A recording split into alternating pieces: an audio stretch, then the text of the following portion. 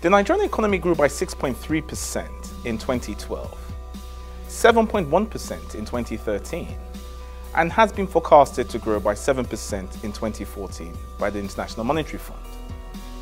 Also in 2014, we saw a rebasing of the economy, making GDP go from $296 billion to $510 billion. Nigeria is now the largest economy in Africa. As a result of this, it's now a haven for foreign direct investment and foreign portfolio investment alike. Without a shadow of a doubt, the Nigerian economy is open for business. My name is Gbite Oduneye and I'm the CEO of A&O Acquisitions. Today I'll be discussing the opportunities that exist in the Nigerian economy. A&O is a boutique investment firm specializing in the capital markets, real estate, and contemporary art markets.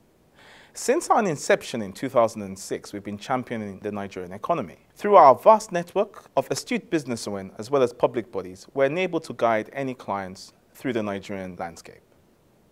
Now, we started off 2014 by hosting the Nigerian Capital Market Forum in London. Spearheaded by the CEO of the Nigerian Stock Exchange, we created the platform to enable the Nigerian Stock Exchange discuss all the changes that are going on in the economy. From coming up with market makers to make the economy more liquid, from companies like Vertiva introducing ETFs into the economy, better technology making the market more efficient, and most recently, the Nigerian Stock Exchange becoming a member of the World Exchange Federation. We then went on to June in the year, where we worked in partnership with the Bureau of Public Enterprises and Fossard Consulting to host an investment summit into the sale of Nitel and Mtel. Again, that transaction went very, very well. Both corporations have been sold. Towards the latter end of the year, again we worked with the Nigerian Stock Exchange, working to initiate the Roadshow of Asia. Within a week, the first week of December, we visited both Singapore, Hong Kong, and Beijing, accompanied by over 40 CEOs of listed companies, which included the likes of Dangote, Seplat, Caverton, Lafarge, Access Bank, Fidelity Bank, to name a few. We also went with an entourage of investment firms. These also included the likes of Vertiva, Futureville, Chapel Hill, Cardinal Stone, Elixir Investments.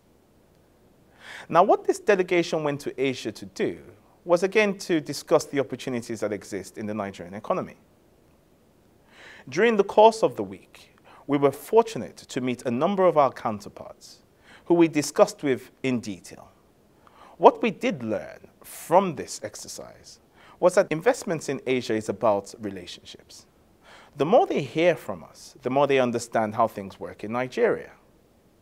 And I can assure you with time that we would increase our trade partnerships with Asia. Now, 2014 has been a very interesting year for investing. We started off with the crisis up north, the insecurity brought about by the Boko Haram crisis. Then we went on to the Ebola crisis, which has been dealt with swiftly by the Nigerian federal government. I'm happy to say today that Nigeria is now Ebola-free. Towards the latter end of the year, we were faced with the dwindling oil prices. Now, this has hurt the Nigerian economy quite a bit. Nigeria being a very large oil-producing company, it has affected the revenue the federal government normally achieves. Now, as a result of this, coming on to 2015, we have seen, due to these headwinds, a fall in the stock market, a general flight of capital. I mean, this normally happens around the term of elections, as we are expecting presidential elections in 2015. Now, what I tell the world investing public is this. What has changed between 2011 and 2014? The Nigerian economy is still the largest in Africa. The citizens will still require things like energy, infrastructure, and food moving forward. The major difference would be in the revenue which the government would have as a result of the dwindling oil prices.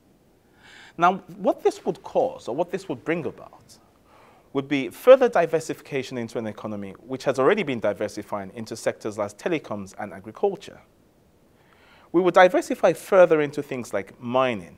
What this would intend to do It's broadened the investment scope in the economy. Now, we're not ignoring these headwinds that hit the Nigerian economy in 2014. What we are trying to say is if Nigeria did look attractive in 2011, 2014 offers a better opportunity in that prices have again become lower. The economy will still be there in 2015, 2016 and beyond. So any investor with a long-term focus, I would advise it's a brilliant opportunity to go in and take advantage of the market. We've had the Minister of Finance discussing with the investing public what has been done or what is being done to ensure that the Nigerian economy deals with these headwinds.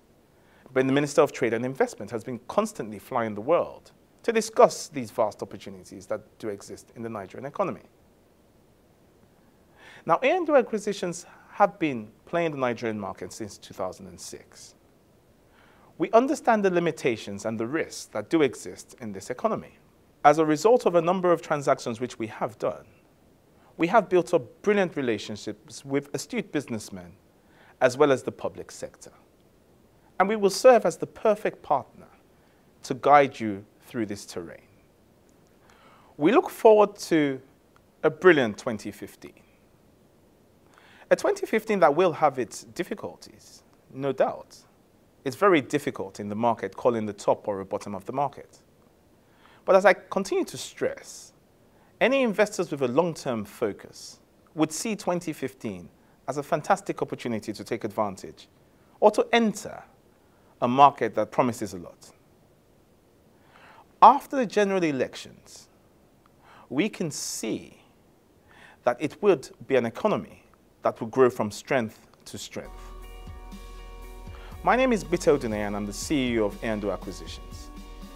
And we look forward to guiding you through the Nigerian economy in 2015.